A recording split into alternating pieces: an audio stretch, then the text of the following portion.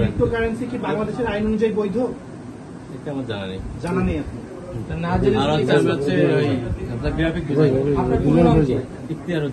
ঠিকানা কোথায় আপনার? আশাশুনি সাতক্ষীরা। কতদিন যাবত ক্রিপ্টোকারেন্সিতে কাজ করছেন?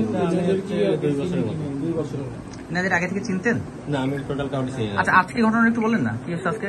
আজকে আমার ভিতরে ঢুকে নিয়ে আসার পরে আমার তো এখানে আটকে রাখছে।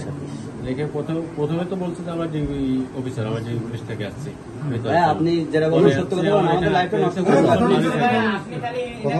না, আমাদের মৃত্যু কথা বলে আমাদের লাইফটা নষ্ট করার কি দরকার?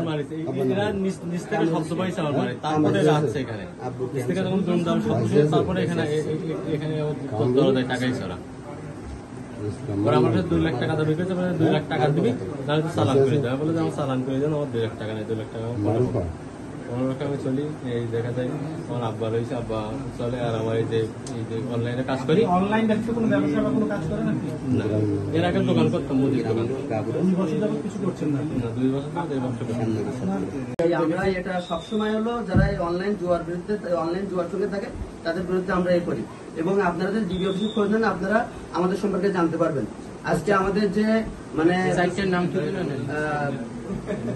হিনুস্তা কিংবা আমাদের মানে যে সময় স্থানীয় লোকজন আসছে, আমরা তাদেরকে বলছি আসেন আমরা বসে আপনারা শোনেন, দেখেন এই হলো এই অবস্থা, এই জন্য আমরা আসছি। আমরা যদি অপরাধী হতাম, সে সময় লোক ছিল 3-4 জন, আমরা দৌড় দিতাম কিংবা আমরা চলে যাইতাম। আমরা কিন্তু সেটা করি না, আমরা বলছি আপনারা আসুন শোনেন। এর মধ্যে প্রশাসনের লোকজন আসছে, আমাদেরকে বলছে যে আমাদের কাছে গহনা পাওয়া গেছে কিংবা গেছে, কিন্তু প্রশাসনের লোক যারা আসছিল তাদের কাছে আপনারা শুনবেন, আমাদের কাছে কিন্তু একটা গহনা আমাদের কাছ থেকে কিন্তু পাইনি। কার কাছ থেকে পাইছো? হ্যাঁ, ওইখানে পাইছো, আমাদের ঘর থেকে পাইছো। তুমি ছিলে? তুমি ছিলে? প্রথম থেকে ছিলে?